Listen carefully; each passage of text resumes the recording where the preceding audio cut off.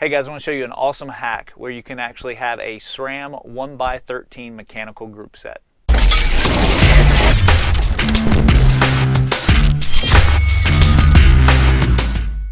If you're new to my channel, I put up cycling videos once a week, so be sure to hit that subscribe button down below and hit the little bell to be notified when I upload my next video.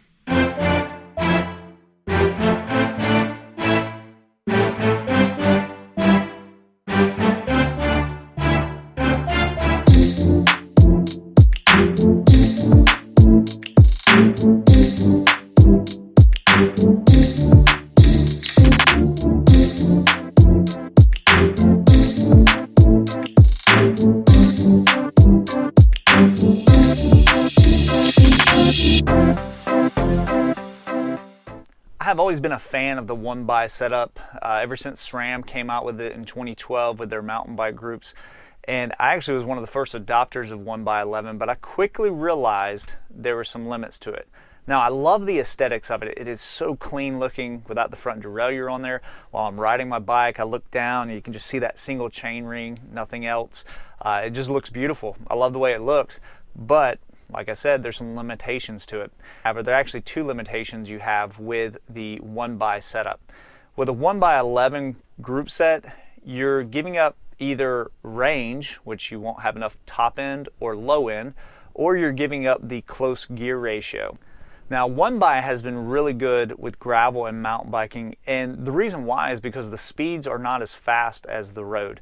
So when your speeds are a little lower, you actually want the bigger jumps between the gears, because if you do put the gears real close to each other when you're going slower, you actually will shift twice to try to get that easier gear. So the issue with this is when you go to the road and you really start hitting those higher speeds, especially in the group rides, you really want your gaps to be super tight to each other. You want one-tooth jumps, and that's why SRAM with their Axis group set went with one-tooth jumps, as many as they could. And the benefit of that is you can really be kind of in your comfort zone when you're getting up to those higher speeds in groups and you're drafting. But like I said, gravel mountain bike, it's great. Road, it's not so good. Now I've actually wanted to do this modification for quite a while, but I was never able to do it. This is the inside of a SRAM mechanical 11-speed. You can see all the notches here. I bought this from a broken shifter because I wanted to mess with it and try to get 12 indentions in there to have 12-speed. I wasn't able to do it, but I searched the internet and I found an individual. His name is Dirk Stock. He is from Germany, and his brilliant mind has done it. He has actually taken a mechanical shifter, SRAM mechanical shifter, and put in the 13 indentions that you need. He can do a 12-speed, he can do a 13-speed, and a 14-speed. And so he sent over the shifter to me very quickly. Also, I went ahead and ordered the cassette through him as well. Sent it over, and let's jump into to the parts that he sent me and how we're going to set it up. Dirk sent me this setup here, which is it's just a frame of a SRAM Hydro 11-speed shifter. But what he's done is he's modified the inside of it and made it where there's actually 14 indentions, so you can make this 14-speed if you wanted to. But yeah, so I'm going to make it 1x13. What he has done is made it into the spacing of a SRAM Axis 12-speed. So if you wanted to run a 2x12 regular Axis setup, just without it being electronic and it could be mechanical, you could do that. Okay, so this is one of my old 11-speed shifters that's actually been busted, but you can see kind of how it works. I know it's real dirty and everything in there, but you get an idea of how the system actually works. So it goes through the gears, and like I said, this is just 11 indentions, where the other one is going to be 14. So you can see how that works. And I actually asked him, if I could just take this piece, which is the same thing as this right here, you can see. I asked him if I could take that piece and just from this throw it into here, and if that would be okay. And he said, no, don't do that, because you could actually mess it up. And I believe he's done some other modifications with the arms here to make them work as well. So but yeah, so anyways, so now we got to take all the all this stuff off and this and install it onto here. Now for this to work, obviously you're going to need a cassette, right? And no one makes a 13-speed cassette except rotor, and but their 13-speed cassette is actually the spacing of the like the 11-speed stuff. So they've just kind of added 2 cogs onto the 11-speed stuff. So what Dirk has done here is he's basically taken a regular Axis cassette, the new ones, that's a 1033 12-speed that uses the flat top chain, and he has just added an extender on the back of it. So and this one's a 40-tooth extender, which when you look at this, you can see there's definitely some big gaps here, jumps here. So the way I'm going to use this, I'm going to use this more of like a on flat roads, and then just have these as more of a bailout gear. Now for the gravel, I'm going to do something a little different. You can see here, this is the newer 1036, which is the wider. I think it's called wide. So the SRAM Axis Force wide. And what I'm going to do on this one is take a 42 tooth extender and put it on the back side of it. So, and then basically make it where it's a 1042 with smaller jumps in between. This one here, if you were going to spend more time climbing, I would probably go with this setup, just because the jumps around these climbing gears are a little smoother than the other setup. And the one reason I didn't go with this on the road for the flat roads is you kind of have a jump here from a 13 tooth to a 15 tooth. So I was a little concerned about that on the flats. It probably won't be an issue, honestly, but but for gravel, this I think will be great. The other one will be great for roads.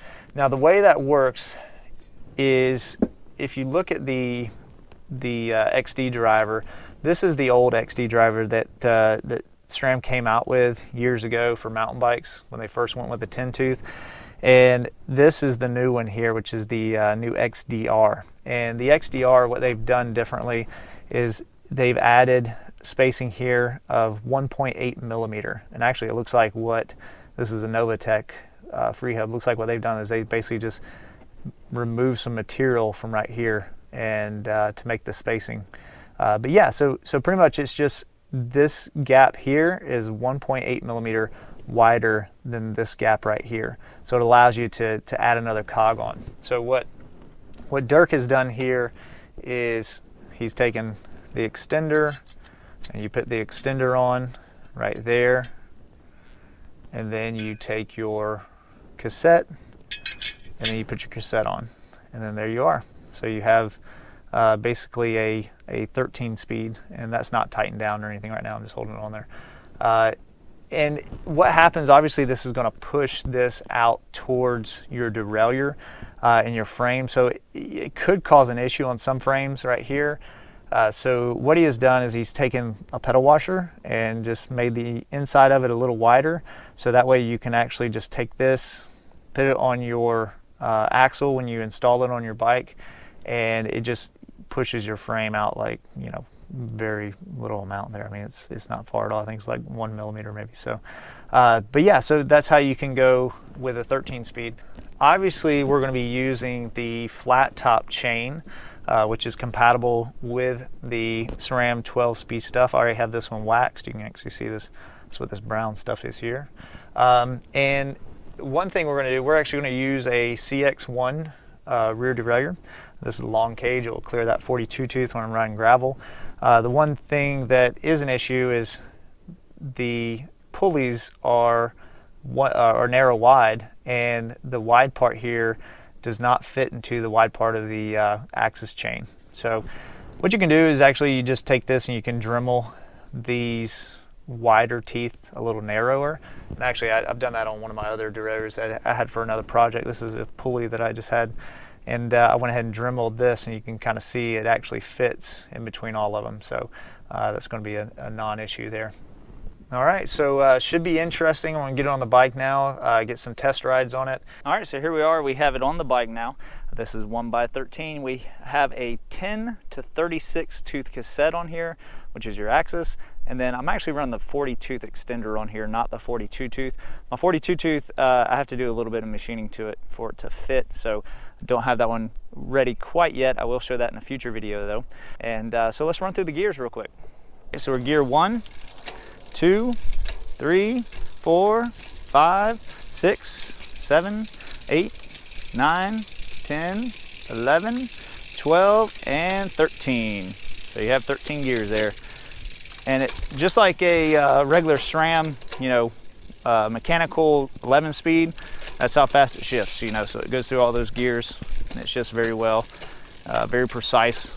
Let's go through the gears here so you can see the chain line. So we got 1, 2, 3, 4, 5, 6, 7, 8, 9, 10, 11, 12, and 13.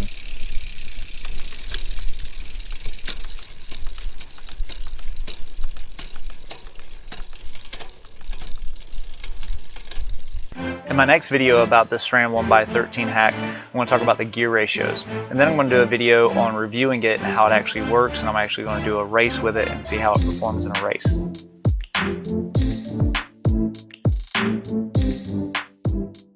What is very cool is all the options that you have with this setup. You could go 1x13 like I'm doing. You could do 2x13 if you wanted to. You could do 2x12.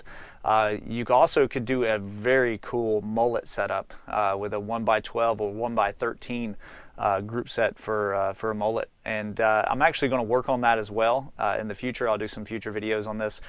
So be sure to hit the subscribe button if you'd like to see some of those. But right now I'm just testing the 1x13 group set, and so far I love it. Now as far as Dirk, if you want to get in touch with him, I will put his information down below so you can reach out to him. If you've enjoyed this video, thank you so much for watching. Hit that subscribe button. Also share it with any of your friends and hit the little thumbs up there. That will help me out tremendously. Thank you for watching, and we'll see you in the next video.